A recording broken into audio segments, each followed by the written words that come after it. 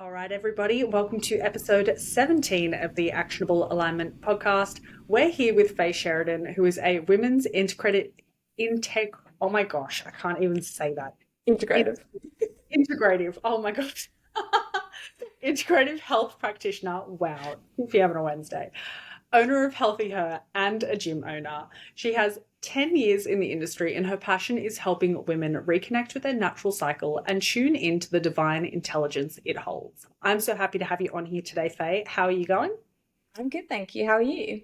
Amazing. I'm good. Thank you. Good. Now, Thanks for what having we'll me. do, we'll get straight down to business. Tell me a little bit of your backstory. So, your origin story and what makes you so passionate about women's health, fertility, and then even if you feel comfortable to share some of your own personal journey as well.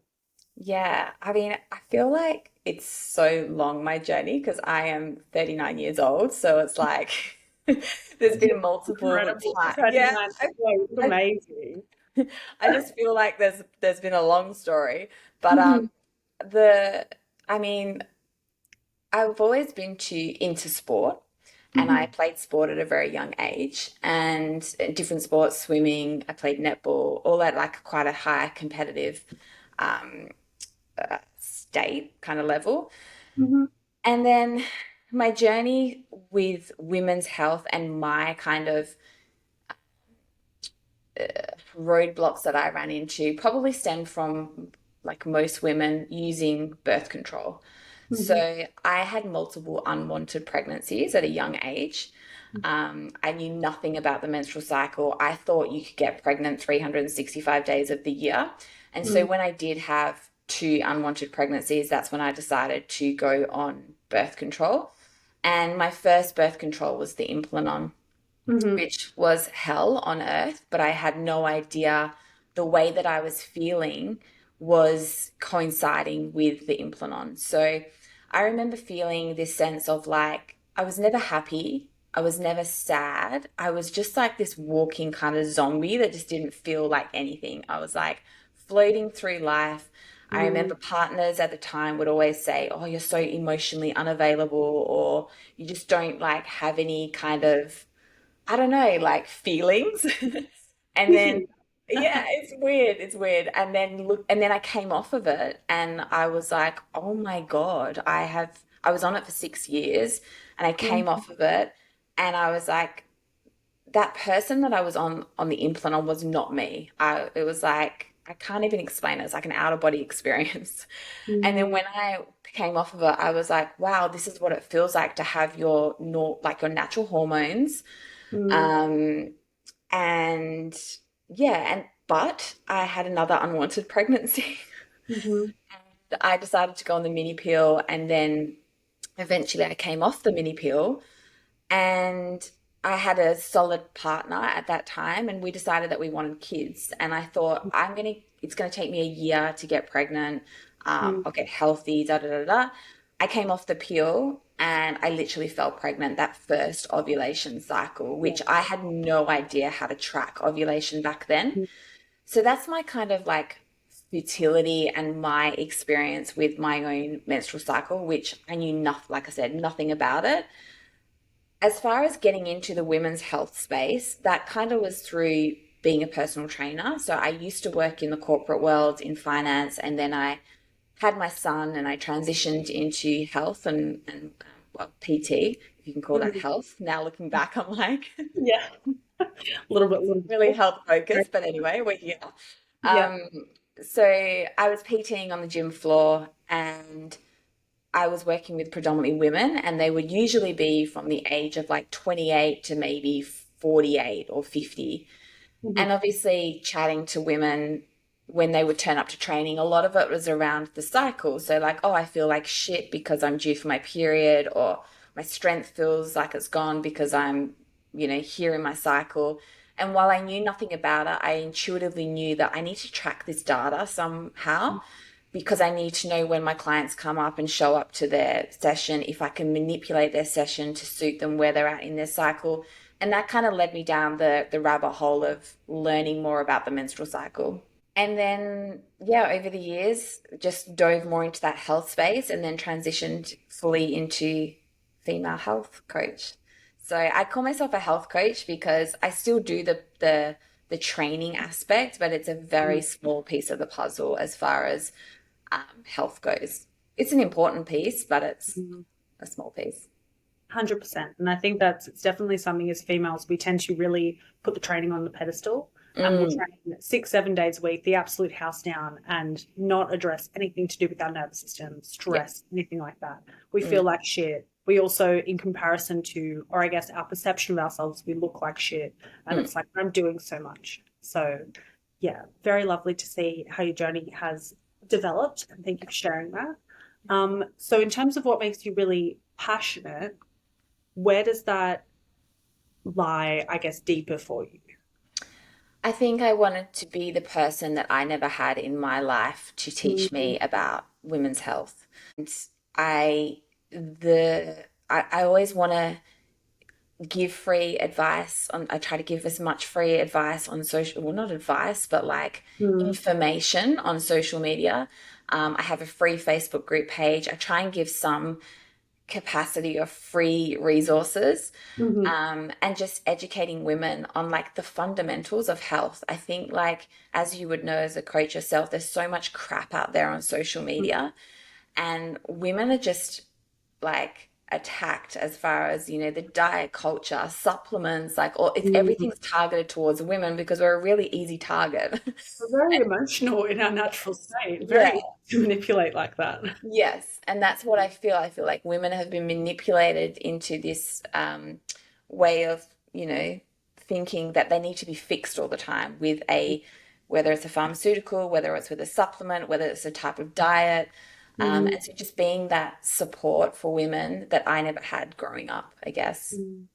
Yeah. Yeah, beautiful. I think as well, and you would have a better idea of this than I would, but as well as that, with a lot of the literature that's been done on sort of women's health in like training, nutrition, all that sort of a thing. A Yeah. lot of that's only sort of 20, 30 years old for the bulk of the data because most of it's been done on men. That's correct, isn't Yeah, yeah, definitely. it? Yeah. Yeah. And, like it's really hard to research women because we are so complex when it comes to Mm, hormones and we're in our cycle and, mm, all of that kind of stuff. So, again, like a big thing of passion of mine is like, stop biohacking like your partner. yeah. A lot of women are doing what their partner's doing. Like I see it all the Mm, time, like, oh, I've gone carnivore, and I'm mm, doing ice baths and da da da da. And it's like, okay, like that might work for your partner, but is it yeah. what you need to be doing? Mm, So yeah, just breaking that down. But you're right, like the research. I mean, yes, there's way more research now, and I feel like in the last 5 years, like the whole menstrual cycle, mm, female hormones is really coming, like it's being spoken about so much more in mhm, comparison to just 5 years ago. Like it was still very taboo.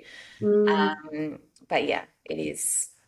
Yeah, the research was limited, but we're seeing a lot more now, which is good. Yeah, yeah, cool. Now, in terms of women's health fundamentals and talking about the big rocks, Mm, okay, with your experience, what do you see a lot of women focusing on? Which I guess we sort of mentioned training briefly just then. yeah. But what do you see a lot of women focusing on versus what should they really be focusing on when it comes to creating their best health? Yeah.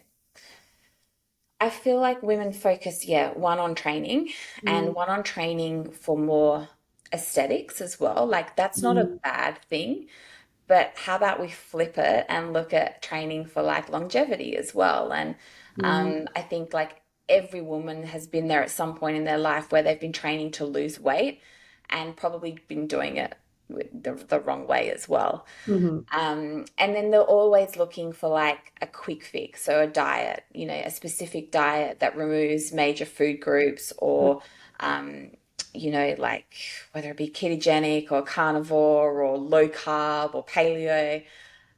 mhm, Yeah, those diets serve a purpose for, some health conditions, mhm. but is it something that is sustainable for a long period of time? No. And it will probably get you to achieve your results, but then when you decide to eat like, normal, you're probably going Yeah. to put that weight back on. And then Mm, the other thing I see is women really focusing on supplementation. So it's like, what supplement is going to help me get my hormones in balance? Or what mm, supplement is going to help me burn fat or something like that? mm, Whereas the pillars of health that I really start with, like the fundamentals, are things like nutrition. Mm-hmm. You know, I'm still a big fan of the whole 80/20 rule, you know. Yeah. Yeah. I feel like it works. Mm-hmm. Um, Sleep, hydration, training as well, educating women on training and Mm-hmm. how to train effectively, and also understanding like what training is going to help them with where they're currently at on their health journey as well. Yeah. Um, and then connection is another one as well. And that's connection with self and also connection with people, like who Mm-hmm. is in your network around you. Are they uplifting you or are they, you know, dragging you down? Because I feel like, again, we look at all these, you know, other health things, but we very rarely look at connection, Mm-hmm. and our, you know, our limiting self-beliefs or our, you know, low self-worth or the story that we tell ourselves day in and day out. Like, what is that story and is it negatively impacting us? So, Yeah. yeah. I love that. And it's such an important point. Um, you could have the best diet in the world, the best training program, the most optimal supplement regime, optimal sleep regime. But if the people around you or even the personalities within you, there's multiple of them, which most of Yeah. us may have a couple, um, like those ultimately will dictate just how much goodness you can absorb from everything else. Yeah. Yeah. So I love that. Cool. Now, in terms of, I guess, getting to know yourself, one thing that you touched on was when you had the implant on that you felt like a completely different person. And I guess when it comes to going from hormonal birth control, because likewise for myself, I would take the pill the times that I have been on hormonal birth control Yeah. and bleed for 3 or 6 months straight, have mood swings like crazy, and then just be like, all right, it's not working, I'm going to stop again. Yeah. Um, in terms of transitioning off hormonal birth control, Mhm. what is something, I guess, or a little piece of advice that you wish you had when you first transitioned off hormonal birth control? Yeah, I wish I knew about fertility awareness methods. So, for those that don't know, FAM is like a way of tracking your fertile window, Mm-hmm. without taking, you know, these drugs. So, Mm-hmm. you know, it's using our very own biomarkers like basal body temperature and cervical mucus. There are others, but they're probably the primary ones, Mm-hmm. and understanding when your fertile window is. Because when I thought I could fall pregnant 365 days a year, Yeah. that's not the case. You can, you know, fall pregnant 6 days of the month or 6 days Mm-hmm. of your cycle. So understanding those fundamentals of fertility awareness method, and while you are transitioning off birth control, I think while you're getting clued up with FAM and like the rules,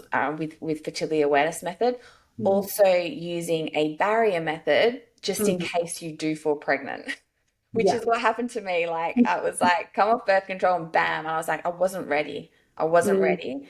I knew I wanted kids, but I wasn't ready. Yeah, to happen that quickly. So I Mm-hmm. would use a barrier method while learning fertility awareness method. And if you are going to use fertility awareness method to avoid conceiving, I would reach out to a fertility awareness method educator, Mm-hmm. because they will, you know, they will teach you the ins and outs of FAM, which is I think is important.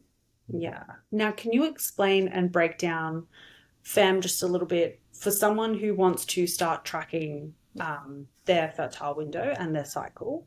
Yeah. Not like basically tracking ovulation, whether it is to avoid pregnancy or to fall pregnant. Hmm. What would you say the basics are for someone who was looking to get into that Yeah. method of tracking? So I would go out and buy yourself a basal body temperature thermometer, and Mm-hmm. you can literally buy a Surgy Pack one from the chemist for $12. Like that's a good starting point. Yes, there are other ones out there that are more expensive on the market. There's Mm-hmm. wearables like Femtech is out. There's other basal body temperatures that can link up to apps now. So there's a lot out there, but money wise and just getting familiar with it, I would just go get the cheap option. I would Mm-hmm. start taking your basal body temperature every single morning and logging that into an app. My favorite is Read Your Body. Yeah. So I get on like my clients on Read Your Body, Mm-hmm. log that temperature, and then start bringing awareness to your discharge, so like cervical mucus. Mm. So our cervical mucus can change throughout our cycle. Mhm. And so we start to see a real change in cervical mucus as we near ovulation. So Mhm. we start to see this kind of peak cervical mucus, and that can look like everyone says like egg white consistency, da, da, but Mm. that can look different to other people. So Mm. getting familiar with the different types of cervical mucus and just observing that and putting that data into read your body. And then Mm. after you ovulate, you'll see a spike. To confirm ovulation, you'll see a spike in your basal body temperature, and that can elevate, zero point 0.2 to zero point 0.4 Mhm. degrees after ovulation. And then we start to see cervical mucus dry up after Mm. ovulation has occurred, because that's what progesterone, the role it will play, it'll dry up that cervical mucus. Mhm. So, yeah, I would get familiar with that. I would start logging that information. And then anything more in detail, like opening fertile window, closing Mm. fertile window, all of that kind of stuff, I would definitely seek a fertility awareness method educator for that. Mhm. That's why we have one in the Healthy Her program. Shameless plug here, but we Yeah, have just Madeline, loving who's it. a Yeah. is a fan educator, and she does this very thing for our clients, because I feel Mm. like it's so important, Yeah. especially if Cool. you're trying to avoid conceiving. If you're Mm. if you're wanting to conceive, then you can be a bit lax. It doesn't really Yeah. matter. Yeah. But yeah, avoiding conceiving, you definitely need to be all over it. Yeah. Now, is it true as well that with your fertile mucus, Mhm. that the moment, so I guess a simplified version that you might hear people say is once you start to get like quite wet, that's when you're getting into like fertile mucus territory. Mhm. And the pH of sperm and the pH of your mucus is the same or Yeah. similar enough, which holds the sperm and keeps it alive for 3 to 5 days, which Yeah. gives it a chance to, um, wow, why am I forgetting the word? I was going to say penetrate the egg. Yeah. Yeah, yeah, yeah, yeah. Yeah. Um, with is that a pretty accurate sort of explanation? If someone was just to say, look at their, no, they're in the middle of their cycle, they're starting to get quite wet. Is that a really simple way to just be like, okay, this is fertile mucus where I need to be extra mindful? Yeah, I mean, there's wet, and then there's like the cervical mucus, which is more of like the stringy kind of more like gluggy kind of consistency. So Mm. that wetness could be like estrogen coming online, so to speak, in that early Yeah. follicular phase. So maybe Mhm. there's a little bit more moisture down there, because estrogen plays that role. Basically, estrogen signals to these things called the cervical crypts, and Mhm. then the cervical crypts are responsible for producing the mucus. Mm. You're bang on with the pH. So the cervical mucus, basically the vagina is very acidic, but Mhm. when cervical mucus comes online, it does change the pH so that the sperm can survive. And the cervical mucus is basically the carrier of the Mm. sperm. So yeah, like that's the kind of, in a nutshell, Mm. that's how the sperm survives, and sperm can survive up to 5 days. So yeah, Yeah. yeah. Cool. Cool. Um, Now, in terms of, I guess, one more question on sort of, I guess, birth control and fertility awareness method, that sort of a thing. Hmm. Say someone, they have been a bit silly in their fertile window Hmm. and they have to take the morning after pill. What's Hmm. happening in the body when someone has to do this? So with the morning after pill, basically what it does is like a high dose of like progestin, Mhm. which prevents ovulation from occurring. So Mhm. that's what the morning after pill does. So when a woman takes it, if she fears that it's, um, you know, if she fears she's had intercourse in and around ovulation, it'll prevent ovulation from happening. The only thing with that is that I see a lot of women take the morning after pill nowhere near ovulation, because they're not Mm. tracking their fertility window. They just panic and they're like, I need to take the morning after pill because this has happened. And Mhm. then I know I've had a client who has been in this situation. I was like, well, was it around ovulation? And she was like, I don't know. So, Mm. was it needed? Maybe not. But if you were tracking and understanding when your fertile window is, you may not have needed that morning after pill. Mm, Also, the morning after pill can cause huge disruption to your cycle as well. So, mm, again, like I've had a client take it and it's taken a couple of cycles for her hormones to regulate again. mhm, Um, so, yeah, um, it has its place. mm, Um, but yeah, I've never actually used it myself. mhm. Um, but yeah, I've had a couple of clients who have had instances where they've used it. Yeah. Yeah. Okay, cool. Yeah, it's something that it's so convenient and so conveniently accessible that it's Yeah, very easy, especially if you're in the midst of trying to learn how to track your cycle. It's very yeah, easy to go panic mode, I need to buy it, or heaven forbid you're playing around in your fertile window and it's like, oh no, I've messed up now. So yeah, yeah, definitely because of its accessibility, I know sometimes it can be tempting when people are coming off hormonal birth control to be yeah, like, oh, just in case. And it's like, no, no, no, yeah, no, no, no. It's like only if necessary. yeah. And like I've really changed my the way that like the way that I think about these things. You know, if I didn't know about the morning after pill when I was younger, Yeah. and if I knew about it, maybe it's something that I could have taken to prevent going through termination. Mm, So I had actually, I was, this is so, like, I was pregnant for a good 3 months before I actually knew that I was pregnant. So I was so disembodied. I wasn't tracking my cycle or anything. So I had a very late termination as well, and that in itself can be quite traumatic. yeah. But now, like if I had a client come to me and they were like, "Yeah, I'm in my fertile window. This has happened," Hmm. who am I to tell someone not to take the morning after pill? So Definitely. I definitely think like it has a place, but also understanding like the repercussions that come with that. It can disrupt your menstrual cycle. Um, it can cause, I've had clients that have it's caused digestive issues because it's been that Mm, high dose of like progestin. Then when their hormones come back online, their natural hormones, that has caused digestive issues, severe bloating, that kind of stuff as well. Mood, like it hmm. massively impacts mood and can make you feel quite depressed or anxious as well. So Yeah. Yeah. yeah. Okay, for sure. In terms of someone as well, when it comes to, I guess, regulating someone's cycle, because a lot of women as well will have been put on hormonal birth control because of symptoms when they were a teenager. Yeah. Yeah.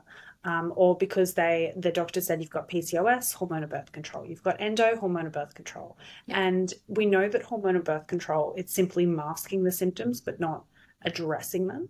Hmm. What would be, in terms of, and coming back to, I guess, the women's health fundamentals of what we want to focus on, if someone feels fearful of getting off hormonal birth control and moving into tracking their own cycle because they're scared of the symptoms, Yeah. what do you usually recommend to your clients?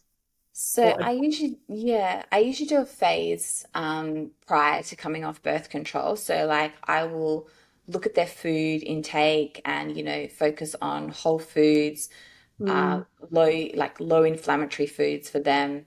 mm, Maybe give them a few key supplements that the pill or birth control depletes us of. So things like zinc, magnesium, B vitamins. Do mm, that almost like prep phase before coming off the birth control because we don't need to like titrate off birth control. You can just stop it. mm, So I just kind of, and then I reiterate to them, I always ask, like, why did you go on birth control? If it's for skin issues, understanding and teaching mm, them and educating them, like, what the pill is actually doing in regards to the skin. mm, It basically suppresses sebum production. You come off the pill, you probably won't get any pimples for the first 3 months, but then bam, it is yeah, back. Like, yeah, that oil comes back tenfold. mm, So pimples can start to come back. So really doing that prep phase of like focusing on like food, a few key supplements, stress mm, management, uh, gut health as much as possible. And mm, then, yeah, just educating them like it's going to take time if you went on the pill for, say, endo or acne mm, or PCOS. And just, yeah, it's a process, I think, and a lot of women don't understand time as well. I feel like that's the missing ingredient for a lot of mm, health stuff is like it's going to take time. And so mm, it's not just, a 12-week, 16-week protocol as such.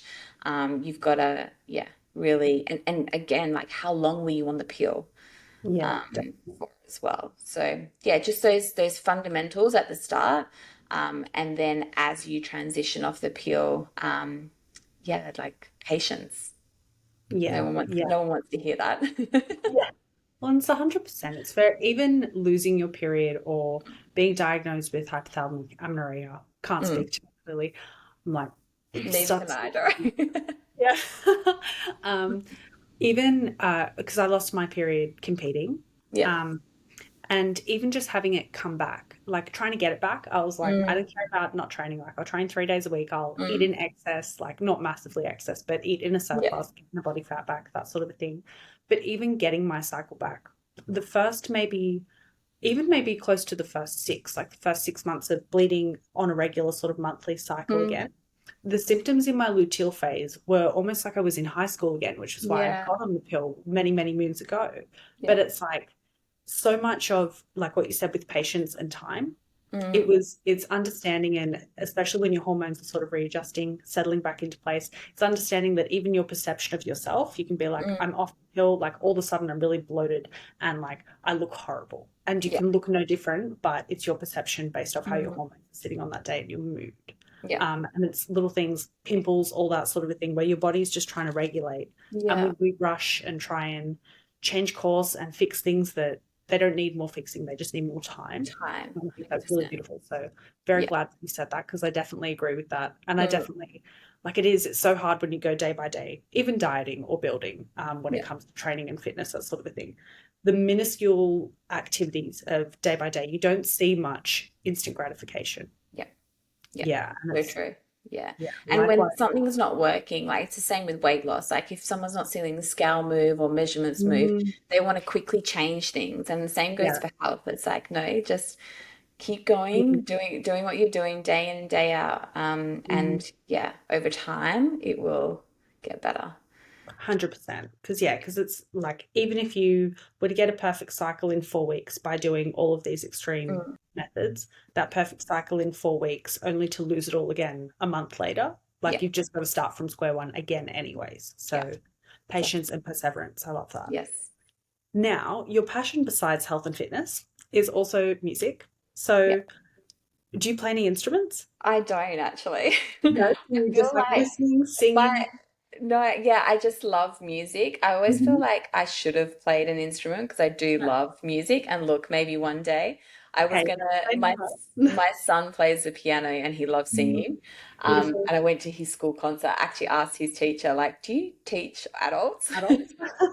I love I've got that. that much stuff going on in my life at the moment. Mm, I don't, actually physically don't have the time. But I mm, do love music. I love all types of music. mm. Um, and I honestly believe it's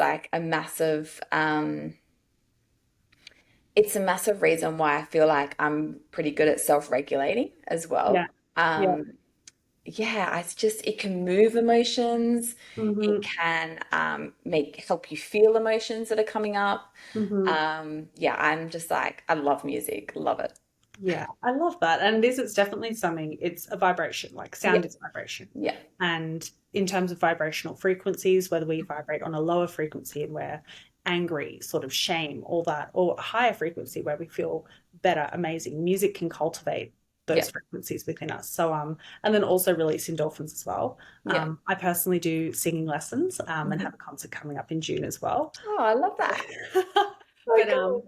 but so I agree with you 1,000%. Yeah. It's so magical to experience and let things move through you by the power Mm, of sound. yeah. Um, in terms of pursuing a little bit of a practice for yourself like that makes you feel good. So other than our strength training, our steps, our yoga, our Pilates, our gym stuff, to Mm, release stagnant energy for females tapping into their feminine energy, yeah. is this a component of your coaching methods where you include an element of, what would we call it? Like energy flow? Like, I Yeah, don't like energy work, I guess, know. in Energy some work, yeah. capacity. Yeah, like I am definitely I do talk about the feminine and the masculine a lot with Mhm. my clients, and in our program we have a module on the feminine and the masculine and what that looks like. And I do believe women these days are hyper masculine. And so Mm-hmm. it's like trying to invite that play and that fun and that like just flow into your life, Mm, whatever that may look like on a daily basis. So for me, I'll always play music in some capacity and have yeah. a like, I could be making the kids lunch and put music on, or Mm, I'll do my cardio, I'll have music on.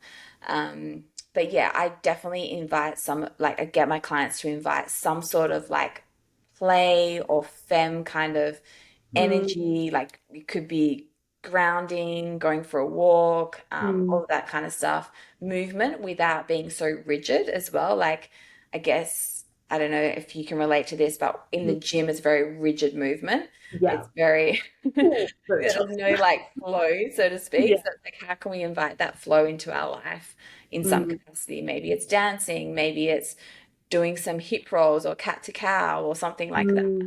mm, And yeah, it's also like I talk about womb kind of massage and, mm, creating some sort of ritual that suits you mm. and that aligns with you. Because again, like I've fallen into this trap of trying to be feminine, Yeah. more feminine.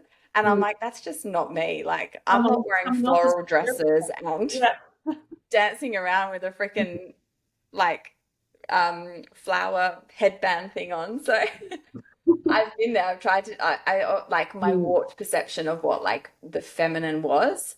And mm, I feel like women need to like connecting to your cycle and understanding your cycle is a great mm. way to tap more into that feminine energy.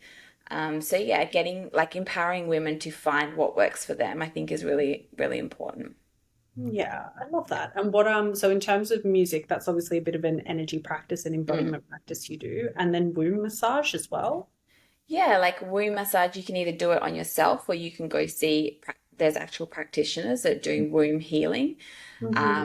Like if I was to get a client to do it on themselves, I would get them to do like a castor oil pack, so create some sort of like ritual around that. So that could be literally getting castor oil and rubbing it around your womb space.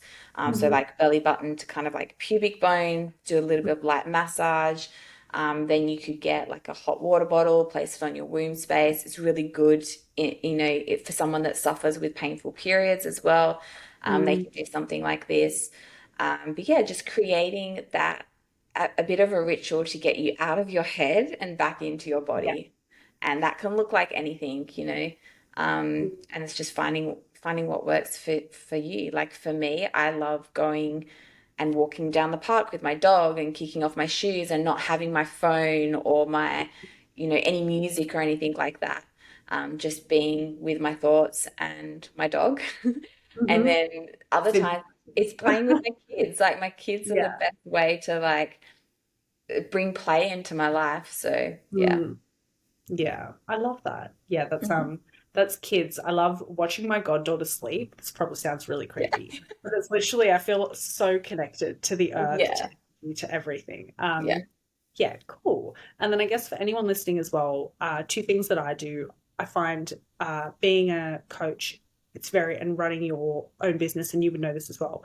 You Mm. sort of have to be masculine and have quite a bit of structure, Yeah.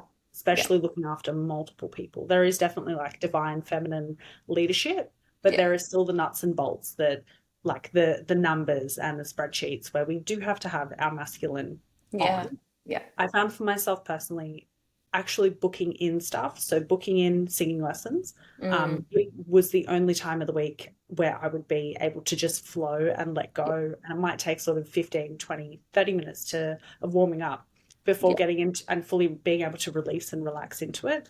But then I Yes. also recently started dancing. So for Yeah. anyone who's thought that they couldn't get into dancing and then doing it, and I find now having done it for about the last 2 months, Mm. of an evening. It's only girls. Mm. It's the heels one where you pop the heels on and Ah, you yeah. roll Yeah. I nuts know the music. ones. Yeah, we got something similar here. Yeah. And it honestly, each week and each song and the movements to the song and the freedom and flexibility that opens up with my body each session, I feel Mm. so much more like free, like energy has moved through me, like not Yeah. stuck, not tight, like my upper traps, that sort of a thing, being hunched or me being stressed or my lower, like everything is free and flowing Yeah. the more that I commit to going to that. Yeah. So it's like if you're someone who struggles to find little things to do on your own, reach out to someone for accountability for something like singing, dancing, even meeting up with a friend to do XYZ. Yeah.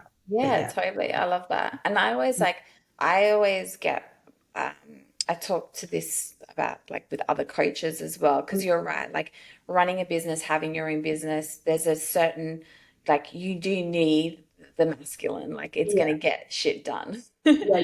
Yeah. But I always also time block my calendar for Mm, like flow. And what I mean by flow is like mm, I will time block it, and whatever comes up in that moment that I want to mm. do, I will do it.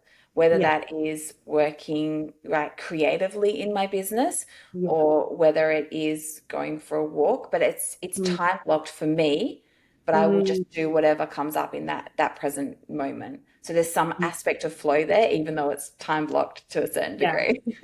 I love that. Yeah, that's Yeah. such a good tip. And it's, yeah, because it's so easy to feel like what you're doing is not enough. If Mm, it's yeah. like if you could be doing work and it's like, so Mhm. if you actually time block, well, don't worry, this period of time where you get that freedom and flexibility, it Yeah. will end. So it's Yeah. like Yeah. you while it's there. Yeah, so I Yeah. love that. Cool. Now if anyone's listening to this pod, we've just explored many other topics other than just fertility awareness method and hormone and birth control, all that sort of a thing. But if anyone's wanting to step into their best health, more of a flow state, and getting in tune with their divine intuition from their cycle, but they're feeling overwhelmed and not sure where to start, what would you say to them? I would say start tracking. Like start tracking your cycle and tracking your emotions and your moods, your feelings in and around your cycle. Mm-hmm. And once you have an understanding of the different phases of your cycle and understanding your moods and the changes that might be coming up for you, I really do feel like you can have more compassion for yourself. And an example would be how women are so hard on themselves in that late luteal phase when they're like, oh my God, I'm fat, or my cellulite is, that just picking holes, nitpicking. And it's that Yeah. inner critic that comes out super freaking harsh in that Mm-hmm. late luteal phase. But if you have like a trigger and that happens, but you know where you're at in your cycle and you check your Yeah. app or whatever, Mm, whatever you use to kind of understand where you're at in your cycle, and if you can go, oh, my late luteal phase, this is why I'm being such a bitch to myself. I yeah. feel like you can be a little bit more compassionate. And I know Mm, that was a big thing for me, is like understanding where I'm at in my cycle, mm, and why I might be feeling a particular way. Maybe I went to the gym and I couldn't pull, a certain amount of weight that I would be able to pull in a follicular phase, or I pulled it, but it was like 10 times heavier. It felt super heavy. yeah. I check my app. Oh, I'm in that late luteal phase. Mm, So, I would start tracking. I would start mm, tracking a cycle. Yeah, that's where I would start. And understanding the mm. phases. Yeah. Beautiful. Yeah. Awesome. Well, thank you so much. It's been such a beautiful and enlightening conversation. Tell everyone where we can find you and also where we can find Healthy Her. Yeah. So I have my own personal page, Faye Mm-hmm. Sheridan, Mm-hmm. on social media. It is very much just me. Mm-hmm. I Love. sometimes put a little bit of biz stuff on there. I've tried to Mm, really pull away from having my mm, like me as my business. yeah. But my actual main business and where I'm educating and giving out resources and stuff like that is underscore healthy her underscore healthy underscore her. Yeah. Yeah. And yeah, that's where I post all of my rants and my reels and educational posts as well. Beautiful. Well, thank you so much. And I'm definitely so grateful. This has been such a beautiful conversation. Thanks for having me, Zoe. That's okay. Right.